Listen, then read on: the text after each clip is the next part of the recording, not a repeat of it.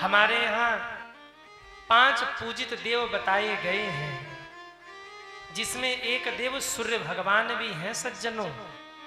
प्रतिदिन सुबह उठ करके भगवान सूर्य को प्रणाम करिए, क्योंकि जब आप भगवान सूर्य को प्रणाम करेंगे तो उनसे आपको कर्म करने की शिक्षा मिलेगी। हमारे यहाँ 5 पूजित देव बताए गए हैं। कौन कौन से देव हैं 5? गणेश जी, शिव जी, भगवान विष्णु, माँ दुर्गा और भगवान सूर्य। ये पंचदेव कहे गए हैं। और मैं निवेदन करूं, इन पंचदेवों की पूजा हमारे आपके घर में रोज होनी चाहिए। इन पंचदेव की पूजा रोज करिए सज्जनों, जिसमें भगवान सूर्य एक ऐसे देव हैं ना, जो हमें प्रत्यक्ष रूप से दिख रहे हैं। सूर्य ऐसे देव हैं जिनको हम प्रत्यक्ष रूप से अपने आंखों से देख सकते हैं।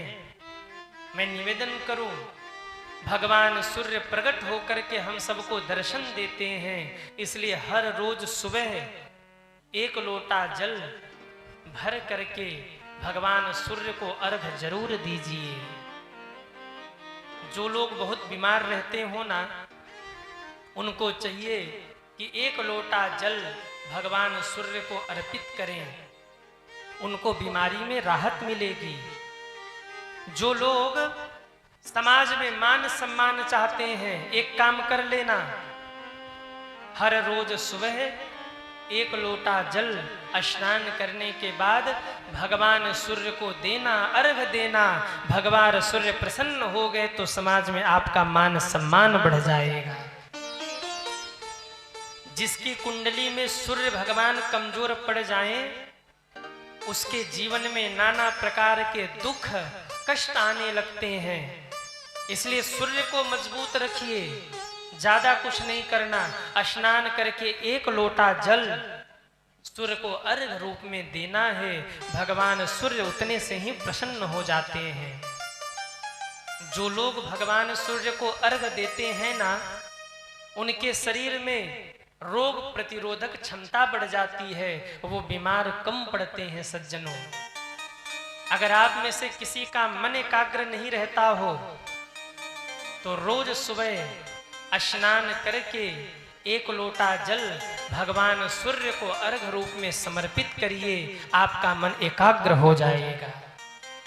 आत्मविश्वास की कमी है तो 1 लोटा जल सूर्य भगवान को अर्घ रूप में दीजिए। और कैसे देना है? आप में से कितने लोग हैं जो सूर्य भगवान को अर्घ देते हैं? वो हाथ उठाएं। अरे वाह, बहुत लोग हैं, लगभग सब। लेकिन आज मैं आपको सही नियम बताऊंगा कि सही नियम क्या है। जब आप सूर्य भगवान को अर्घ दीजिए, जल दीजिए ना, तो नियम ये है कि दोनों हाथ ऊपर करके जब आप अर्घ दे रहे हैं, तो जो जल की धारा है वो दोनों आंखों के बीच से गिरनी चाहिए। सामने सूर्य भगवान हो और ऐसे जल दीजिए कि बिल्कुल दोनों आंखों के बीच से, नासिका के बीच भाग से जल धरती पर गिरे और सामने सूर्य भगवान हो। सूर्य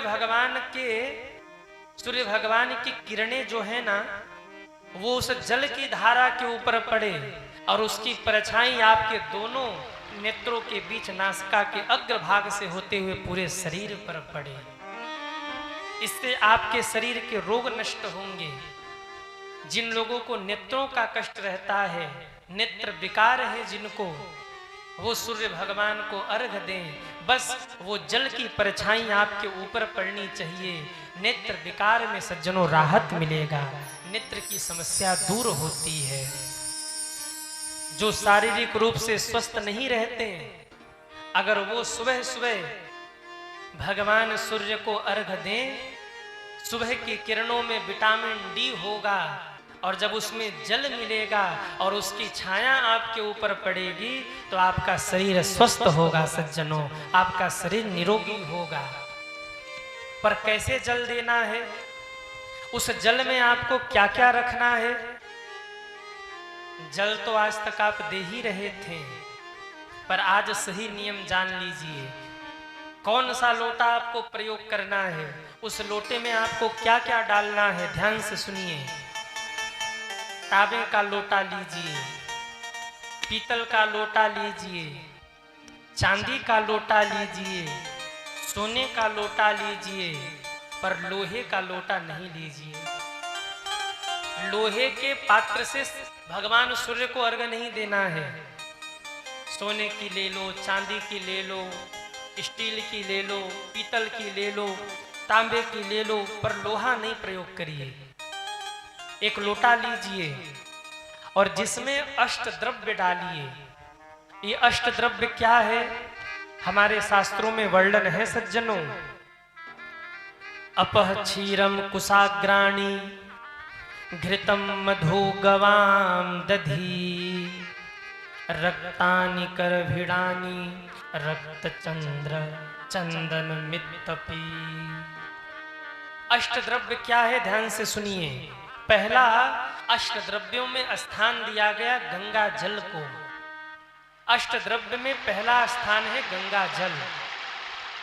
अब आप कहेंगे गुरुजी एक लोटा गंगा जल रोज हम ले आए, इतना गंगा जल तो नहीं है घर में।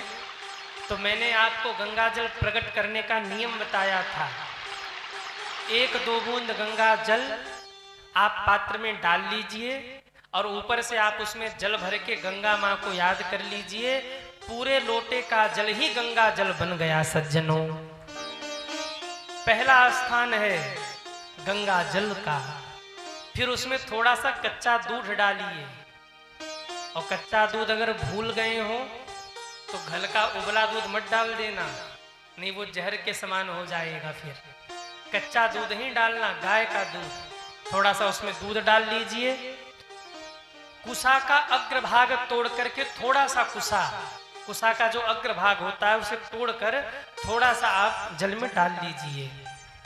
इसके बाद जो चौथा स्थान बताया वो गौघृत, थोड़ा सा 1-2 बूंद उसी में गौघृत डाल लीजिए, घी डाल लीजिए। थोड़ा सा 1-2 बूंद शहद डाल लीजिए, थोड़ा सा दही डाल दीजिए, एक लाल पुष्प डाल लीजिए। और लाल पुष्प में भी अगर लाल कनेर मिल जाए ना तो ये अति दिव्य है भगवान सूर्य के लिए। कनेर भी 2 प्रकार का होता है, एक पीला कनेर होता है और एक लाल कनेर होता है। पीला कनेर भगवान महादेव को चढ़ता है और लाल कनेर भगवान सूर्य को चढ़ता है सज्जनों। उसमें लाल कनेर डाल लीजिए। और फिर कनेर का फूल आपको न मिले तो आप कोई भी लाल पुष्प उसमें डाल लीजिए। गुड़हल का भी आप उसमें पुष्प डाल सकते हैं। वो न मिले तो कोई और लाल पुष्प आप डाल लीजिए। उसके बाद थोड़ा सा लाल चंदन उसमें डालिए। लाल चंदन न मिले तो थोड़ा सा आप लाल रोली उसमें डाल सकते हैं। चंदन की जगह रोली का उपयोग आप कर सकते हैं। और ये सब एक पात्र में, एक लोटे में डाल करके पूर्व दिशा की ओर मुख करके भगवान सूर्य का नाम लेकर के भगवान सूर्य को अर्पित कर दीजिए। अगर भगवान सूर्य के 12 नाम आपको याद हो तो भगवान भास्कर के 12 नाम का आप चिंतन कर लीजिए। 12 नाम क्या है? मित्राय नमः, रवये नमः, सूर्याय नमः, भवये नमः, खगाय नमः, पूषणे नमः, हिरण्यगर्भाय नमः, मारीचये नमः, आदित्याय नमः, सवित्रे नमः, अकार्य नमः, भास्कराय नमः। ये 12 नाम आप चिंतन करके भगवान सूर्य को अर्घ दीजिए। और आप कहेंगे गुरुजी इतना तो याद नहीं होगा, कोई शॉर्टकट बता दो। तो शॉर्टकट में आप इतना कह सकते सूर्याय नमः, इतना तो कह सकते हैं। और ये भी ना आवे तो ठेठ में कह देना हे भगवान सूर्य जल ग्रहण करिए, इतना तो आप बोल ही सकते हैं। इतना कह के भगवान सूर्य को आप जल अर्पित कर दीजिए सज्जनों। विशेष करके यहाँ जितने युवा बच्चे सुन रहे हैं मेरी बात को ध्यान से सुनिए। बच्चों को चाहिए कि अगर वो अपनी बुद्धि का विकास करना चाहते हैं तो भगवान सूर्य को रोज 1 लोटे जल का अर्घ दीजिए। जो बच्चे सुबह सुबह सूर्य भगवान को 1 लोटा जल का अर्घ देकर विद्यालय जाते हैं ना, उनकी बुद्धि तीव्र होती है, वो परीक्षा में अच्छे अंक लाते हैं। और अच्छे अंक नहीं आए तो कहीं ना कहीं तो भगवान सूर्य आपको सफल कर देंगे, विफल नहीं होने देंगे, कुछ नहीं करेंगे। तो सज्जनों, आप जहां रहेंगे उसी में, जितने में रहेंगे उतने में ही आप राज्य करेंगे जीवन भर।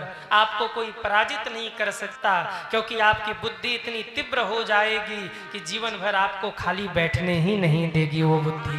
कुछ न कुछ करते रहो, जीवन निकल जाएगा उसी में। इसलिए बच्चे जो हैं, मुझे ध्यान से सुन रहे हैं, ध्यान से सुन लेना। कल से ही भगवान सूर्य को अर्घ देना शुरू करिए। कितने बच्चे हैं जो कल से भगवान सूर्य को अर्घ देंगे? हाथ उठाएं। वाह, एक बार बच्चों के लिए ताली बजाओ। अब जिन जिन ने हाथ उठाया है, जिनके मम्मी पापा ने देखा होगा, कल डंडा लेके सुबह सुबह बैठना। अगर अर्घ न दे तो 2-4 धर भी देना और कह देना गुरुजी से वादा किया था, सूर्य भगवान को जल का अर्घ नहीं दिया। बच्चे ये काम जरूर करें।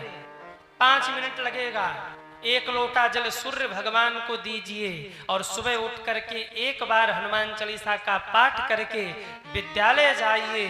आप जीवन में हारेंगे नहीं, सदैव आपकी विजय होगी। बच्चों के बाद अब माताएं सुन लें। जो माताएं भगवान सूर्य को प्रतिदिन अर्घ देती हैं और मन में भाव करें कि मेरी जो संतान है, मेरे जो पुत्र होने वाला है, या कोई गर्भवती मैया हो जो सूर्य भगवान को अर्घ दे और प्रार्थना करे कि मेरा जो बालक है वो बुद्धिमान हो, ज्ञानमान हो, तो विश्वास मानिएगा भगवान सूर्य के कृपा से आपका बालक हनुमंत जैसा वीर बलवंत होगा और ज्ञानी होगा।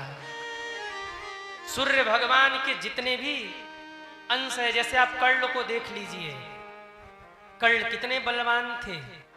हनुमान जी को देख लीजिए, अंजना मां प्रतिदिन भगवान सूर्य को अर्घ देती थी और भगवान सूर्य ने अंजना मां को आशीर्वाद दिया। तो शंकर स्वयं केसरी नंदन शिव ही पुत्र रूप में आए और इतने बलवान बन करके आए। सूर्य भगवान की कृपा से हनुमंत लाल इतने बलवान हो गए कि उन्हें जीतने वाला कोई नहीं। सज्जनों, वो अजेय है, अजर अमर गुण निधि सुत हो। कोई भी कार्य हनुमान जी के लिए असंभव नहीं है। सूर्य को गुरु मानते थे हनुमान जी, सूर्य भगवान की कृपा थी हनुमान के ऊपर। तो माताएं अगर इस भाव से सूर्य भगवान को अर्घ दे कि हमारे घर जो बालक होने वाला है वो बुद्धिमान हो, ज्ञानमान हो, तो उनकी इच्छा जरूर पूरी होती है। आजकल के बच्चे बौने हो रहे हैं, छोटे हो रहे हैं। एक उपाय मैं और बता दूं, ध्यान से सुनिए। अगर आप चाहते हैं कि आपके घर के बच्चे बौने न हो, तो जब बच्चा छोटा है तभी उसके शरीर में या सरसों का तेल हो या नारियल का तेल हो, बढ़िया से मालिश करके 10 से 15 मिनट के लिए प्रतिदिन सुबह जिस समय सूर्य उदित होते हैं उन्हें सूर्य के धूप में रखिए। कोई कह रहा था, मैं कहीं पढ़ भी रहा था इस बात को, कि अगर सूर्य का प्रकाश पूर्ण रूप से शरीर में लगे छोटे बच्चों के शरीर में, तो बच्चे बौने नहीं होंगे, हिष्ट पुष्ट होंगे और उनका कद लंबा होगा।